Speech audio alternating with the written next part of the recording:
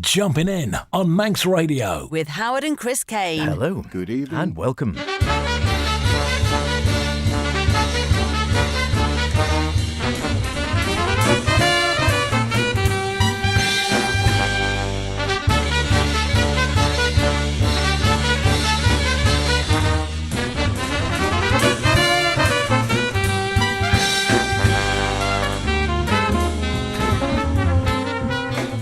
And once again, on a slightly blowy day, well, it's been blowing a bit in any case over the weekend, it is Jumpin' In on Manx Radio, your best in modern and contemporary jazz with myself, H. And me, Chris. Yes, welcome along to this week's show.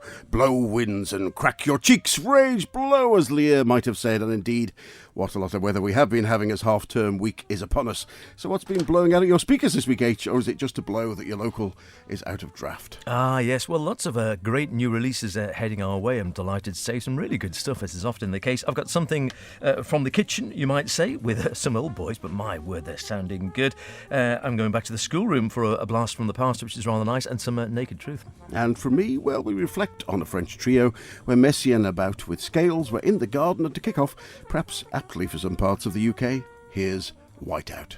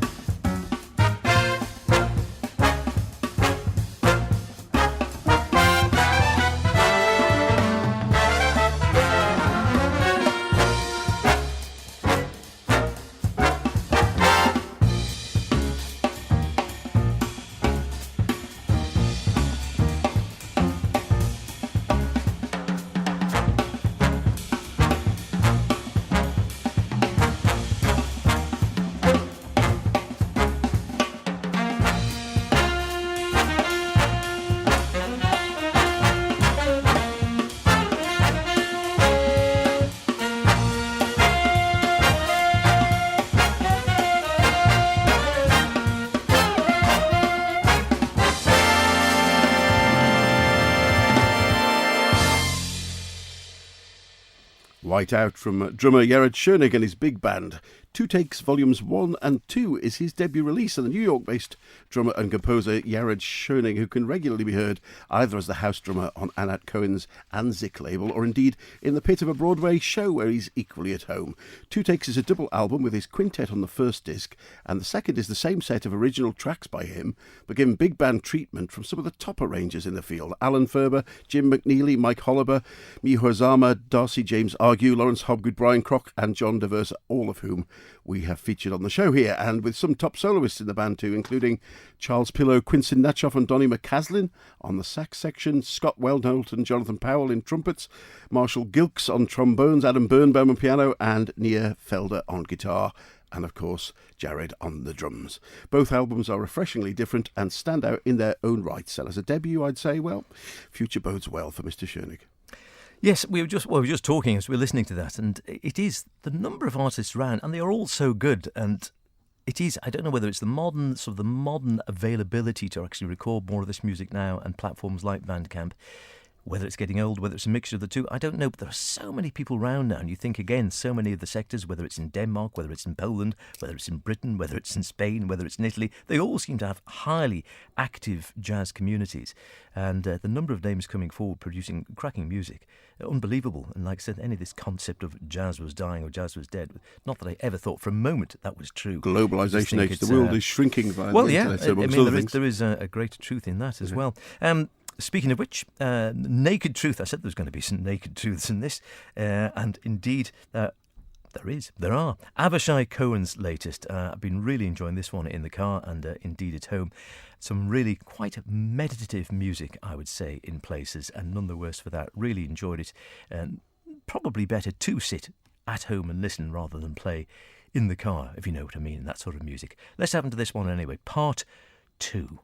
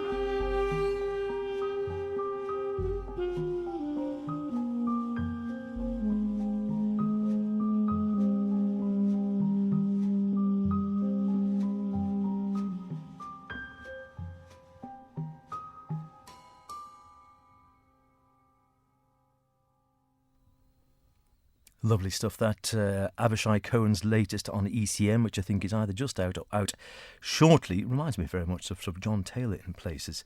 That one searching, sort of yearning quality to the music. Avishai describes the album as the outcome of a 2-year meditation. I'd been sitting with the main motif of Naked Truth since the start of COVID, he says. The 8-note motif you hear at the start of part 2. That was it. It was the beginning of the whole process. You can see where he might have come from. And he says it hasn't been haunting me exactly, but accompanying me through the whole period of COVID. And everything that I came to assemble for the album revolved around those 8 notes and all the possibilities within them. There with his long-term associates, Jonathan Avishai, and also the Barak Mori and drummer Ziv Ravitz. Great stuff. Yeah, great stuff indeed. And should clarify, that's Avishai Cohen, the trumpet player, not his namesake bass player. Correct. Both of whom we've guested on the show before. Next from me now, a drummerless trio of 3 of the best French jazz musicians currently living in New York, who surprisingly had never actually played together before this session. Guitarist Michael Vallineur, saxophonist Jean Boutelier, and bassist Clovis Nicholas. We have had him on before, but here they are with Miroir, taken from their recent release, 3 of a Kind.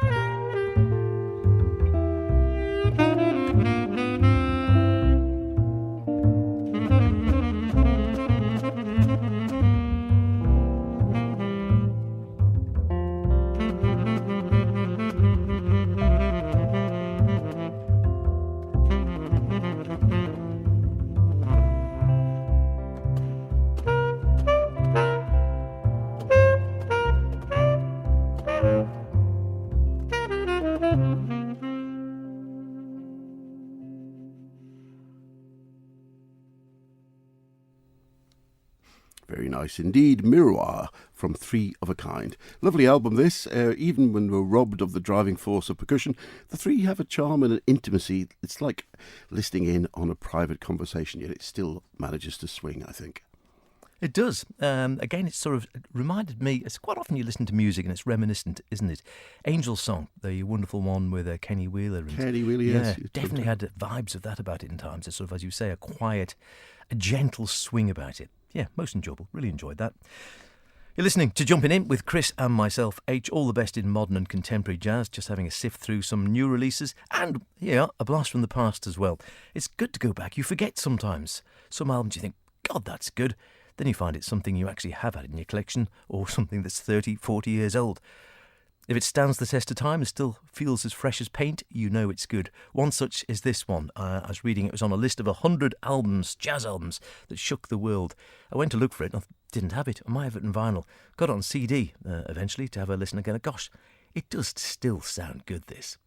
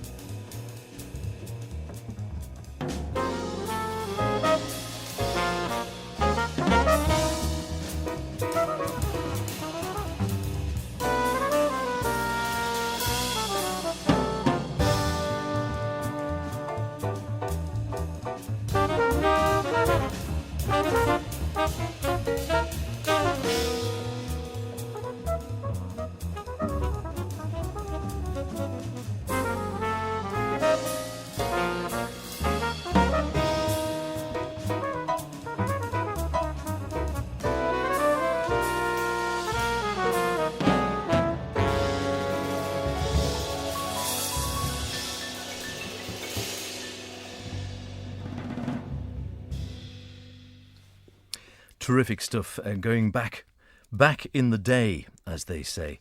And this was inspired by, I think it was the Jazzwise, the 100 jazz albums that shook the world. Wynton Marsalis, Black Codes from the Underground. I might have it in vinyl. Must have to dig out again and see. And as I say, still sounding as fresh as paint to my ears, and that always is a great sign of an album which is standing the test of time. In some of them you go back and you think, yeah, okay, back in the day, but that you can sort of tell they're from a certain time, whereas I would argue, I think, that one still sounds pretty good, albeit it was recorded back, I think, just looking for a date on it, the early 1980s, mid-1980s, 1985.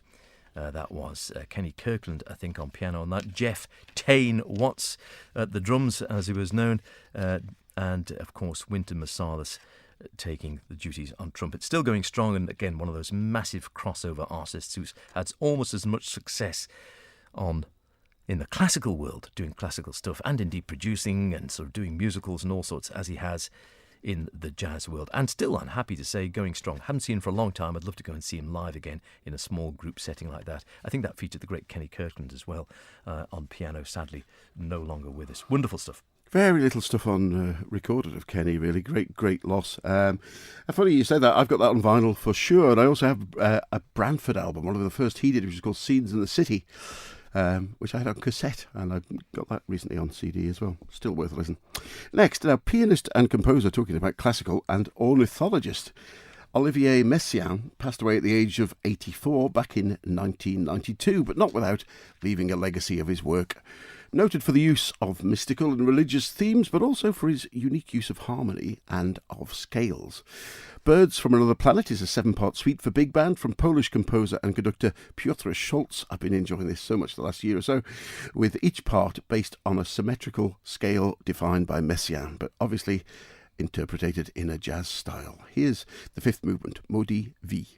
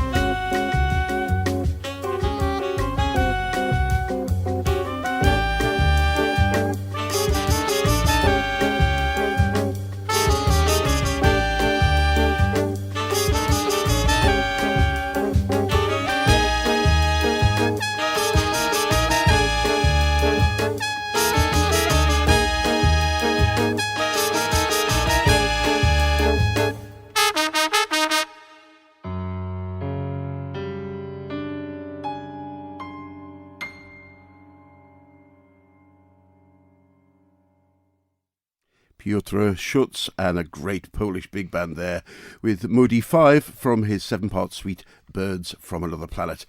And no, I'm not going to attempt 17 different Polish names. Very wise. But the guitar soloist we heard there was David Kostka, who we have had on before. Great album. This really, I've been enjoying this in the car quite a lot.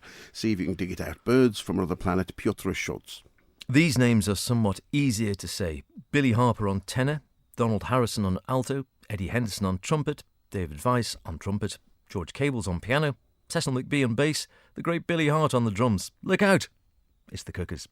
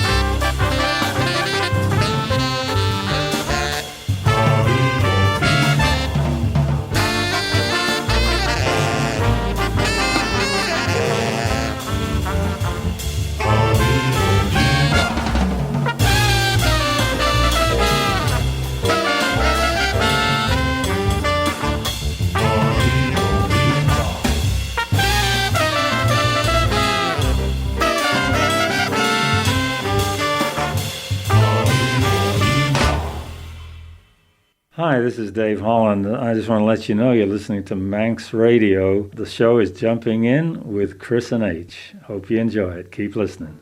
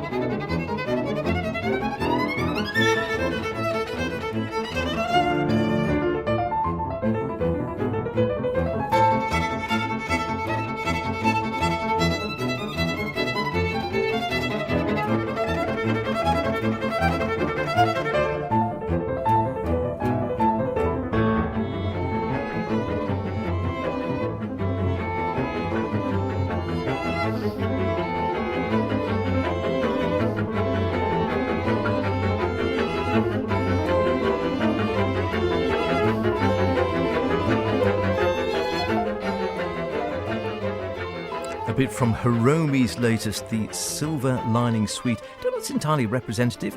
As you can gather, it's with a string quartet, but there's lots of much jazzier sections in between.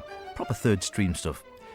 I suppose it's Marmite. You love it, you hate it in some cases, but I've actually been enjoying it the more I've been listening to that one, done during lockdown with a Japanese string quartet. And before that, the wonderful Cookers. Yes, average age, I don't know, late 60s, I thought. Wonderful stuff. With a track called Somalia from their latest album. Look out. Look out, indeed. Well, that's about it for this week's show, but we just time to tell you that next week's will feature the first of our interviews from last year's London Jazz Festival with pianist and composer Catherine Winfield when we caught up with her backstage at Ronnie Scott's. For now, we leave you with a track from pianist, vocalist and composer Rachel Eckroth, whose debut album on Rainy Days Records has been grabbing the attention of the jazz press, with a great band including her husband Tim Lefebvre on bass, Christian Newman on drums, Austin White on synth, Nia Felder on guitar, and Andrew Kraslisnikov and Donny McCaslin on saxes. Not forgetting Rachel on piano. The album is called The Garden, which might need a bit of work after this weekend. Here's Dracania. See you next week. Don't get blown away, people. Bye for now.